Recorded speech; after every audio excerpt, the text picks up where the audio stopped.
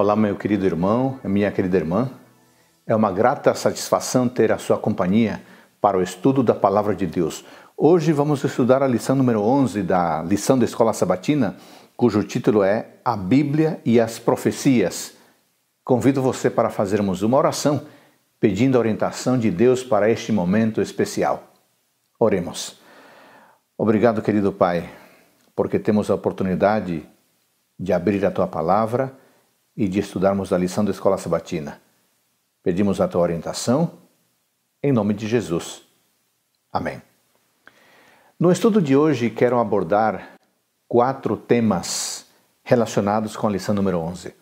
O primeiro, preterismo, historicismo e futurismo. Segundo tema, o princípio dia-ano. Terceiro tema, quem é o chifre pequeno de Daniel 8? E quarto tema será a tipologia bíblica. Então vamos para o tema número 1, preterismo, historicismo e futurismo. Uma diferença entre a profecia clássica e a profecia apocalíptica está no fato de que a última, a apocalíptica, tende a apresentar detalhes e eventos relacionados com o tempo do fim, enquanto a profecia clássica pode apresentar apenas um estágio intermediário ocasional que conduz à grande consumação. Contudo, alguns eruditos bíblicos negam que a profecia apocalíptica cubra esta amplitude das eras. Eles têm se ramificado em outros tipos de escolas e de pensamento interpretativo. A interpretação historicista vê as profecias apocalípticas em um modo contínuo. Isto é, as profecias de Daniel e Apocalipse apresentam o grande quadro do futuro, desde o tempo do profeta até o reino de Cristo. Fortes evidências para isto podem ser encontradas na maior série de símbolos que se estende através dos séculos, tanto em Daniel como no Apocalipse. Daniel 2 e 7, por exemplo, apresentam a série de figuras de metais e animais que simbolizam os reinos que sucederiam um ao outro, até que o reino eterno de Deus fosse estabelecido, a pedra de Daniel 2, ou até o tempo em que os santos do Altíssimo entrem no reino eterno, Daniel 7. Daniel 11 e 12 repetem esse modelo, descrevendo as ações de governantes individuais ao longo do processo, ao longo do caminho. Há, portanto, irmãos, forte evidência interna no livro de Daniel e Apocalipse de que estas profecias intencionaram dar a seus ouvintes e leitores uma abrangente visão da história do ponto de vista de Deus. Contudo, há aqueles que negam este ponto de vista histórico. Se a aplicação destas profecias não é feita ao longo do curso da história, há outros 2 lugares alternativos para o cumprimento delas, no passado ou no futuro. Preteristas, então, são aqueles que aplicam o livro de Daniel ao passado.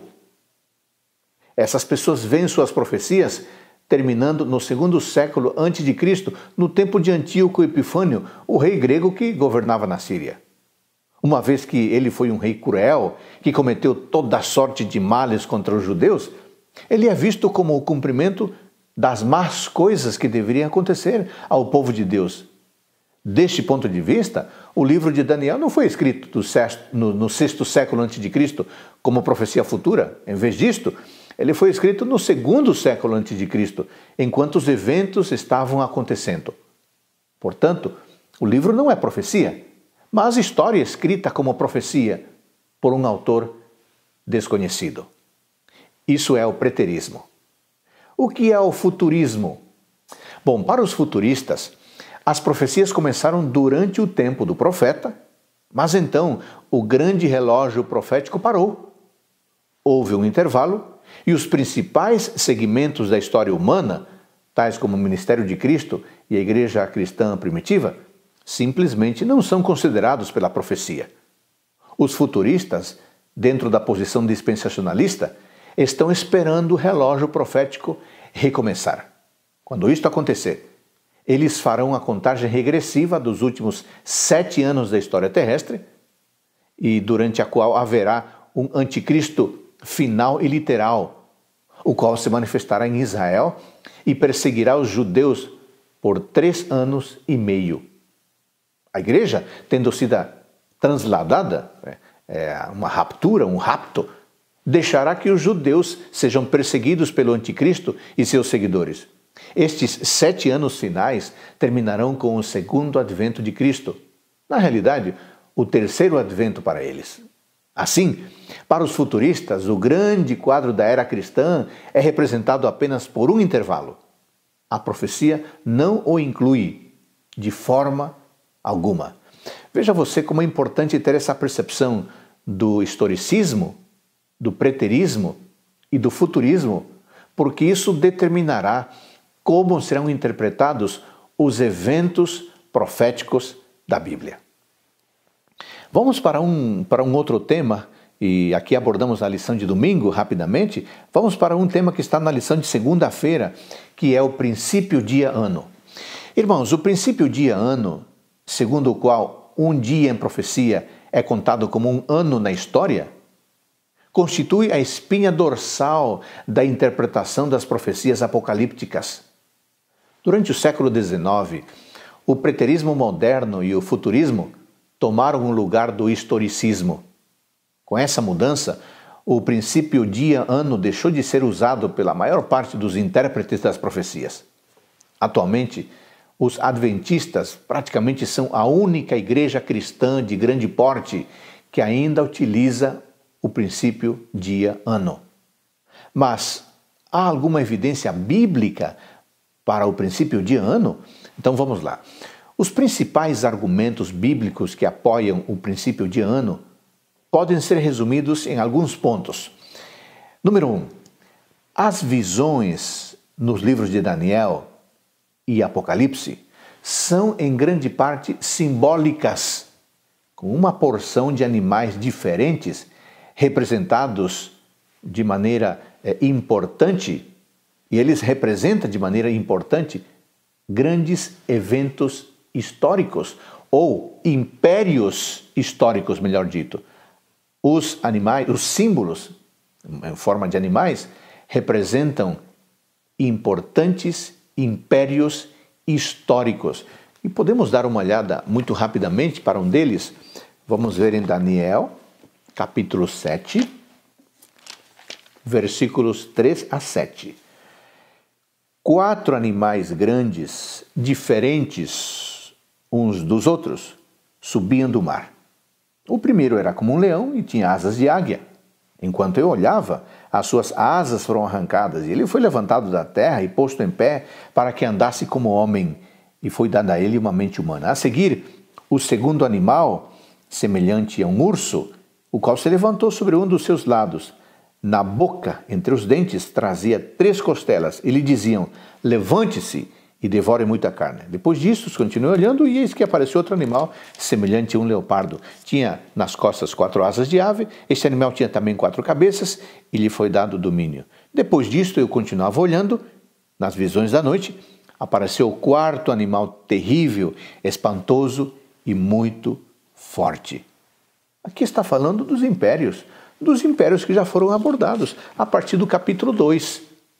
Então, esses símbolos, os animais, aqui representam importantes impérios históricos. E você tem a mesma ideia no capítulo 8 de Daniel, versículos 3 a 5, os versos 20 e 21. E você tem também Apocalipse 13, 1 e 11. Portanto, irmãos, é preciso considerar também os períodos de tempo, porque os períodos de tempo são mencionados e eles também são simbólicos. Quer ver uma coisa aqui, ó? Daniel capítulo 7, versículo 25. Ele falará contra o Altíssimo, oprimirá os santos do Altíssimo e tentará mudar os tempos e a lei, e serão entregues nas mãos dele por um tempo, tempos e metade de um tempo. Se esta contagem não for simbólica, vai representar muito pouco em termos de tempo, e será insignificante na interpretação da profecia. Assim sendo, animais e períodos de tempo aqui são simbólicos.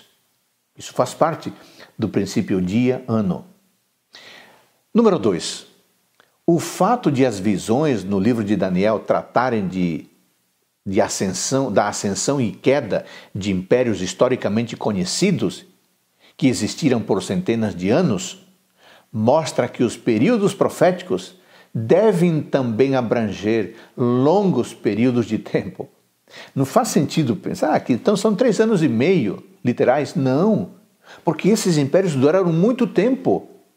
Portanto, este tempo, para ser compreendido corretamente, precisa ser considerado como simbólico, abrangendo longos períodos de tempo. Aspecto número 3. Em Daniel 7, os 4 animais que juntos perfazem um reino de pelo menos 1000 anos antecedem o poder do chifre pequeno. A visão se concentra nesse chifre, visto ser ele o que faz oposição mais direta a Deus. 3 anos e meio literais de luta entre o chifre pequeno e o Altíssimo é um tempo desproporcional ao escopo abrangente da história da salvação retratada nesta visão. Aplica-se o mesmo raciocínio a Apocalipse capítulo 12, versículos 6 e 14. Vamos dar uma olhada? Apocalipse 12, 6 e 14. Abra sua Bíblia, acompanhe, esses textos são fundamentais.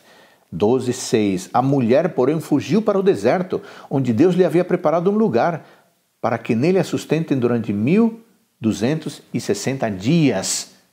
Se forem apenas 3 anos e meio, esse tempo não abrange o que de fato aconteceu na história. Portanto, esses 3 anos e meio são simbólicos. Eles abrangem a maior parte da história decorrida entre o primeiro e o segundo advento de Cristo. Quarto aspecto fundamental na compreensão do princípio de ano.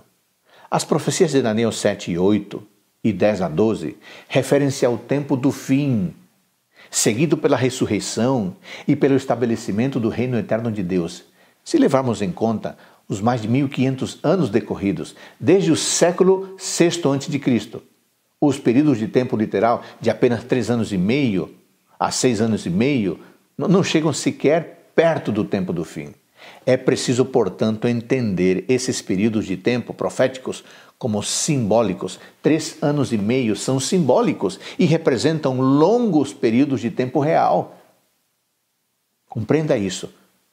3 anos e meio não podem ser literais. Eles precisam ser simbólicos.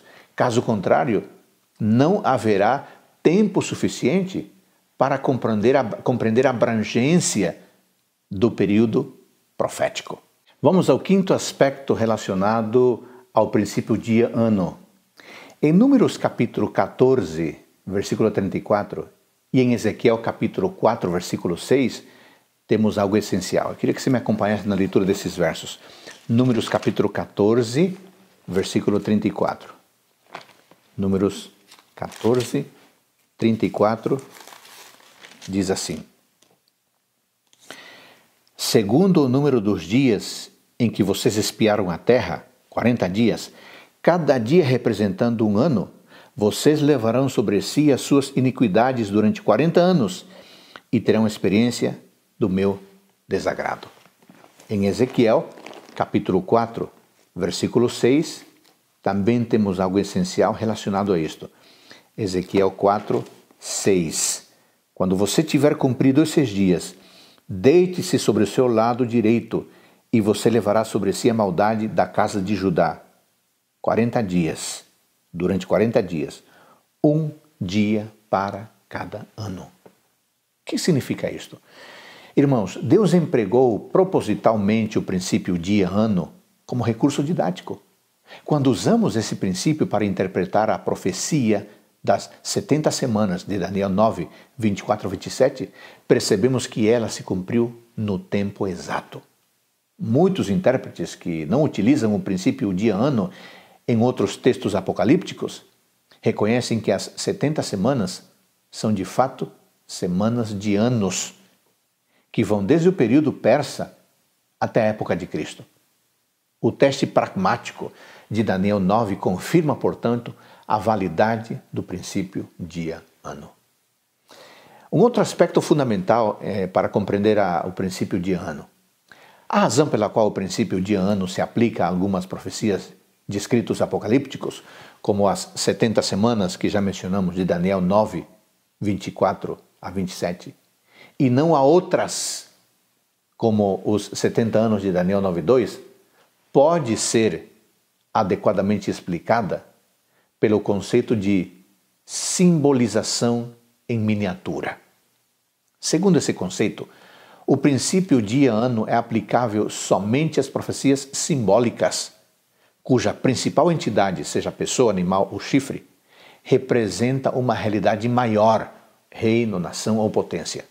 Sendo assim, em contextos apocalípticos, tanto a entidade principal como o tempo envolvido precisam ser interpretados numa escala maior. O elemento tempo precisa ser visto a partir da perspectiva dia-ano. Muito bem, vamos a um terceiro aspecto da nossa lição. Eu queria conversar com você sobre a identificação do chifre pequeno. Afinal de contas, irmãos, quem é o chifre pequeno de Daniel, capítulo 8? Leiamos Daniel, capítulo 8, versículos 8 e 9, e logo depois vamos falar a respeito da compreensão desse texto. Daniel, capítulo 8, versículos 8 e 9. Eu vou ler aqui na minha Bíblia, estou usando a Nova Almeida atualizada. O bode se engrandeceu cada vez mais, porém, quando estava no auge de seu poder, o seu grande chifre foi quebrado, e em seu lugar, diz o texto, saíram 4 chifres bem visíveis, que cresceram na direção dos 4 ventos do céu. De um deles, saiu um chifre pequeno, que se engrandeceu na direção do sul, do leste e da terra gloriosa. A controvérsia sobre quem seria o poder do chifre pequeno é de longa data. Intérpretes mais recentes acreditam que ele representa ao rei sírio Antíoco IV Epifânio, que reinou entre 175 a 164 a.C. Ele perseguiu os judeus e profanou o templo em Jerusalém. Outros intérpretes identificam o chifre pequeno com o Império Romano ou o Papado. Nós, adventistas do sétimo dia, defendemos 2 pontos de vista. Alguns acreditam que, assim como o chifre pequeno de Daniel 7 representa o Papado, assim também o chifre pequeno de Daniel 8 simboliza a mesma instituição. Para outros, o chifre pequeno de Daniel 8 é símbolo tanto de Roma pagã quanto de Roma papal. Agora, podemos entender o chifre pequeno como um poder político? Podemos? Bom, conforme a maioria dos intérpretes adventistas, o chifre pequeno de Daniel 8 representa primeiramente Roma imperial. O texto diz que ele se tornou muito forte para o sul, que é o Egito, para o oriente, que é o Império Seleucida, e para a terra gloriosa, que é a Palestina, Daniel 8:9. Durante o primeiro século a.C., Roma imperial conseguiu mesmo impor sua supremacia a todos os reinos da metade oriental do mundo mediterrâneo. Síria tornou-se uma província romana em 64 a.C., a Palestina em 63 a.C. e o Egito em 30 a.C. O fato de ele ter crescido até atingir o exército dos céus e ter lançado por terra alguns dos exércitos e das estrelas, Daniel 8:10, parece ser uma referência à sua guerra contra o povo judeu e os primeiros cristãos. Por outro lado, o chifre pequeno pode ser compreendido como um poder religioso. O chifre pequeno em Daniel 8 não é apenas um poder político, mas também um poder religioso, pois é descrito ali não só com terminologia militar, mas também em termos sacerdotais, em termos religiosos, e age como sacerdote e como Deus. Daniel 8, 11 e 12. Olha só. Ele se engrandeceu tanto que chegou a desafiar o príncipe desse exército, tirou dele o sacrifício diário e destruiu o lugar do seu santuário. O exército lhe foi entregue com o sacrifício diário por causa das transgressões, lançou por terra a verdade e tudo o que ele fez prosperou. Então observe, não é apenas um poder político, é também um poder religioso. Age como sacerdote, age como Deus, lida erroneamente com a verdade. O chifre toma grande interesse na adoração, interesse não demonstrado por nenhum dos poderes anteriores. Ele interfere no culto e na função sacerdotal do príncipe do exército, diz o verso 11, e assume suas prerrogativas como sacerdote. Ele retira do príncipe divino o sacrifício diário, o tamid, o ritual regular do santuário, e assume o comando. Visto que quem realiza as atividades do santuário, o tamid, é um sacerdote, muitas vezes o sumo sacerdote. O chifre atua como um sumo sacerdote. Que coisa impressionante. O chifre, esse chifre aqui, ele atua não apenas como sacerdote, mas como sumo sacerdote. E ele comanda o seu próprio exército e retira o diário, diz Daniel 8, 11 e 12.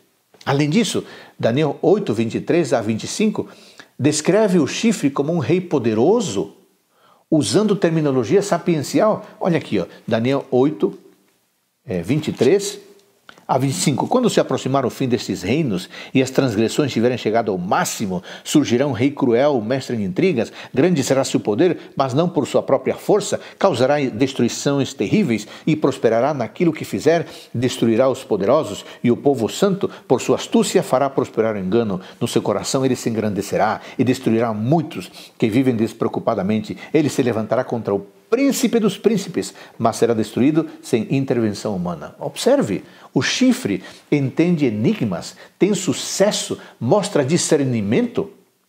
Embora outra parte de Daniel empregue a terminologia sapiencial exclusivamente para Deus e para aqueles a quem ele concede a sabedoria, observamos que a sabedoria do rei é intencionalmente contrastada com a sabedoria divina. Este rei blasfemo é tipificado por um malfeitor piedoso. Em síntese, irmãos, o chifre pequeno atua como outro príncipe do exército que empreende uma guerra religiosa contra o sacerdote divino e contra seu exército. O chifre pequeno parece ser um instrumento terrestre de Satanás, por isso se diz, grande é o seu poder, mas não por sua própria força, Daniel 8, 24. E a maneira como ele age aponta para uma guerra cósmica travada em dois planos, o plano terreno e o plano celestial. Agora, irmãos, o que dizer do chifre pequeno na história? Bom, o chifre pequeno não surge de um dos 4 chifres do bode, ou seja, de um dos reinos gregos surgidos após o desmembramento do Império de Alexandre. Não. Ele opera no mesmo nível que o carneiro, o Medo-Pérsia, e que o bode, Grécia. Portanto, deve ser historicamente equiparado com Roma, que veio depois dos reinos da Medo-Pérsia, Daniel 8:20, e depois da Grécia, Daniel 8:21. Assim sendo, irmãos, o símbolo do chifre pequeno representa tanto a Roma imperial, Daniel 8, 9 e 10, quanto a Roma papal, Daniel 8, 11 e 12, ou somente Roma papal. O foco da visão, no entanto, aqui é Roma papal e sua guerra gloriosa. Irmãos, contrariamente à opinião popular, o chifre pequeno não pode se referir a Antíoco IV, que viveu no 2º século a.C. Por quê? Porque ele fazia parte do reino Seleucida, representado por um dos 4 chifres de Daniel 8:8. Mas há outras razões também, porque o chifre pequeno se refere a Roma e não Antíoco IV ou Antíoco Epifânio. Número 1. O crescimento e exaltação própria do chifre é muito maior do que a dos poderes anteriores. Antíoco IV, irmãos, nunca foi maior que a Grécia ou a Medo-Pérsia, mas Roma sim. Número 2.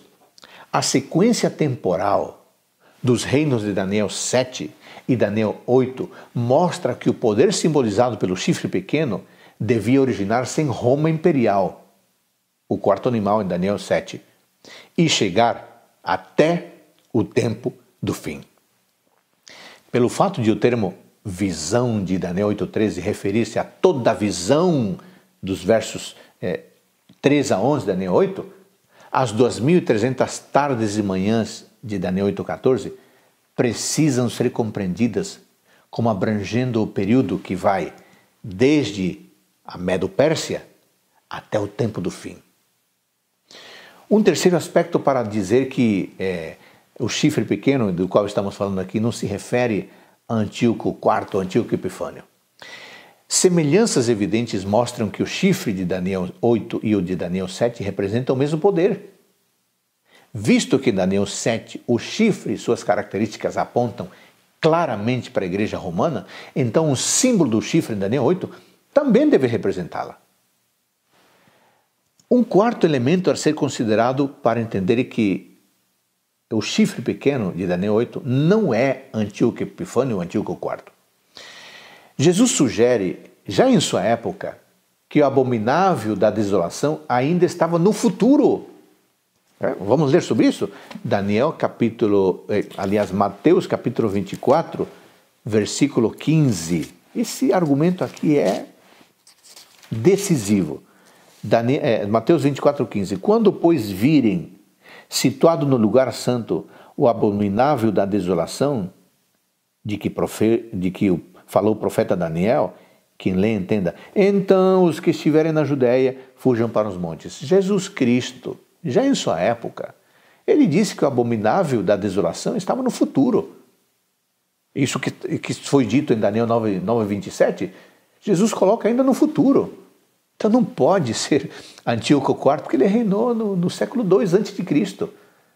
Jesus não considerou Antíoco como o desolador mencionado em Daniel. Por isso, não é correto compreender o chifre pequeno como sendo Antíoco IV ou Antíoco Epifânio. Jesus não autoriza isso e nem a história nos dá margem para pensar isso. Agora vamos para o quarto tópico do nosso estudo, a tipologia bíblica. Esse é um assunto fundamental para a correta compreensão das profecias. O que é a tipologia bíblica? A tipologia pode ser definida como um empenho hermenêutico por parte dos escritores do Novo Testamento, os quais estudam as realidades históricas da salvação no Antigo Testamento, ou os tipos, que podem ser pessoas, eventos e instituições, os quais Deus especificamente designou para corresponder ou para prefigurar preditivamente os aspectos de seu intensificado cumprimento antitípico, inaugurado, apropriado, consumado na história da salvação do Novo Testamento. Em outras palavras, Deus usa algumas figuras ou algumas pessoas para representar algo muito maior. O teólogo adventista Richard Davidson estudou este tema com profundidade e eu vou aproveitar algumas descobertas que ele fez. Há 6 passagens no Novo Testamento que são claramente tipológicas, porque nelas se usa a palavra tipo, ou tipos no grego, ou antítipo. De que forma? Como um termo técnico para descrever a interpretação que o autor faz do Antigo Testamento. Essas passagens são Romanos 5,14, 1 Coríntios 10, 6, 1 Pedro 3, 21, Hebreus 8, 5 e Hebreus 9, 24. Eu vou ler apenas aqui uma delas, Romanos capítulo 5, versículo 14. E aí nós poderemos compreender de que forma, então, essa palavra é utilizada pelo apóstolo Paulo. Romanos 5, 14. No entanto, a morte reinou desde Adão até Moisés, mesmo sobre aqueles que não pecaram à semelhança da transgressão de Adão, o qual prefigurava aquele que havia de vir. Prefigurava. Estamos falando de um tipo. A partir do estudo desses versos bíblicos que eu acabei de mencionar, podemos resumir alguns elementos conceituais da tipologia bíblica e desta forma compreender melhor as profecias.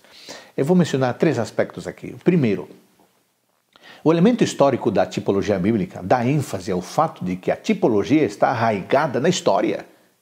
Isso está em contraposição com a alegoria, a qual não está, nem em primeira, nem em última instância, não está preocupada com o sentido histórico literal, mas com o núcleo figurativo ou com o núcleo espiritual escondido sob a casca histórica.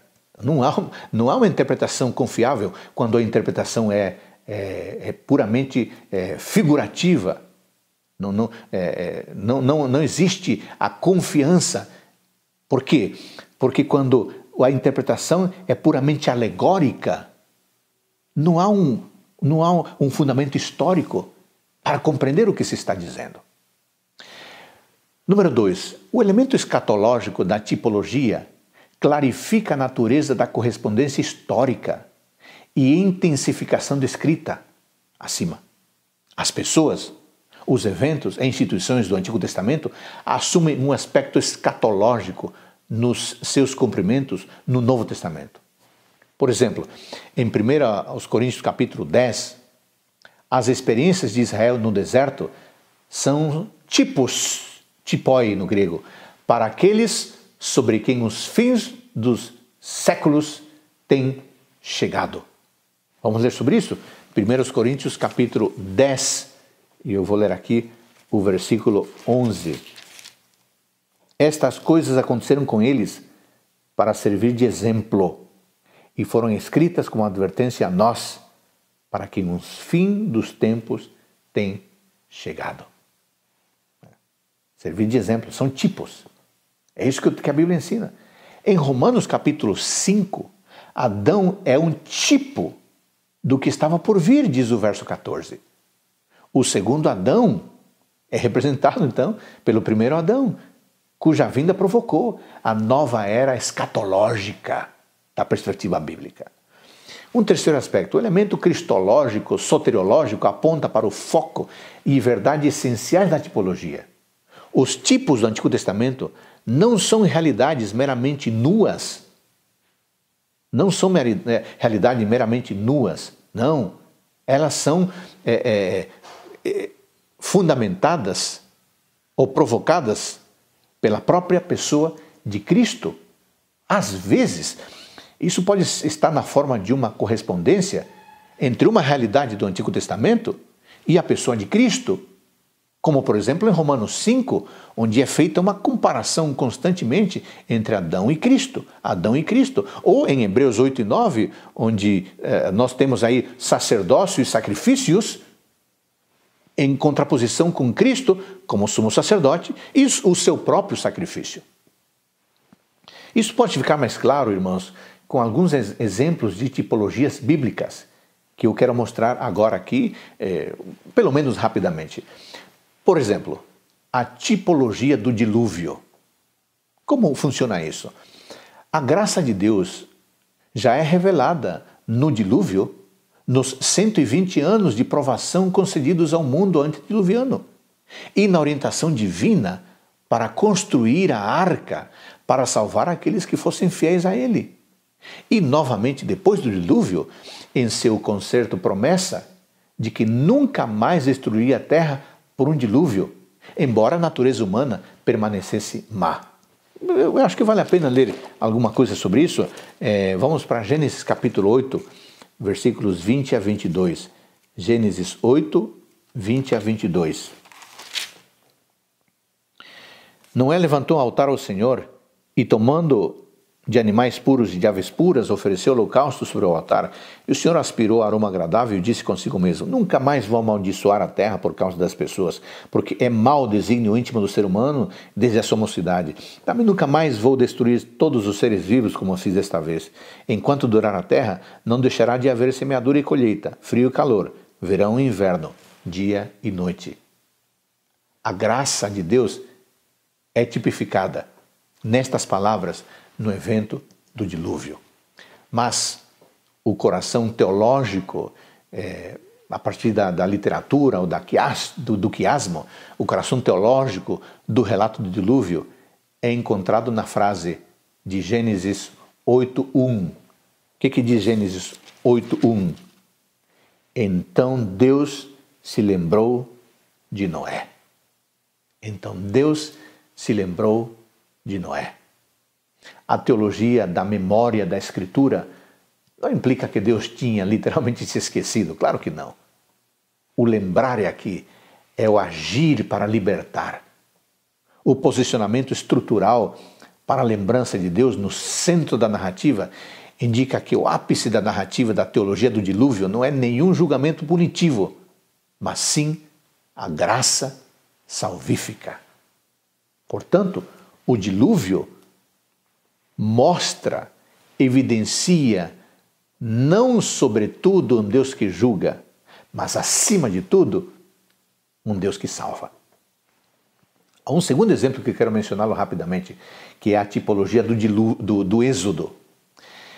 Indo além do relato histórico do Êxodo de Israel do Egito, relatado no Pentateuco, nós encontramos nos profetas numerosos indicadores proféticos verbais de que o Messias viria no contexto de um novo êxodo e recapitularia em sua vida a experiência do antigo Israel no seu êxodo, passando pelo mesmo terreno espiritual, mas tendo sucesso onde eles haviam falhado.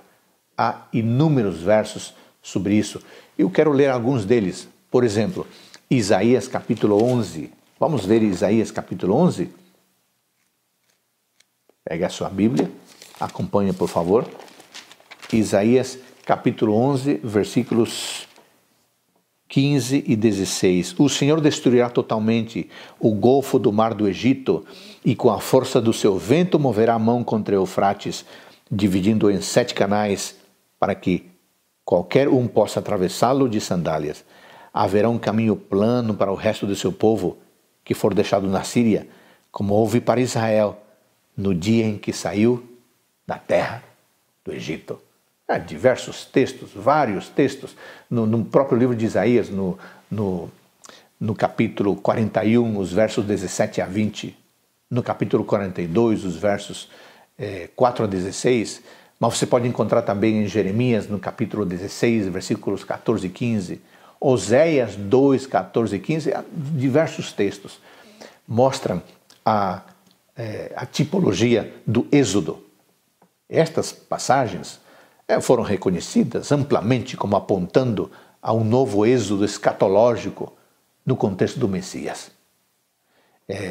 Há vários trabalhos mostrando isso, examinando cuidadosamente em detalhes todos os indicadores proféticos da tipologia do êxodo no Antigo Testamento. Eu não quero alcançar você citando esses trabalhos, mas já é uma compreensão consolidada da tipologia do êxodo no Antigo Testamento, como significando libertação, como é mencionado aqui no texto, um dos textos que eu li, Isaías 11, 16.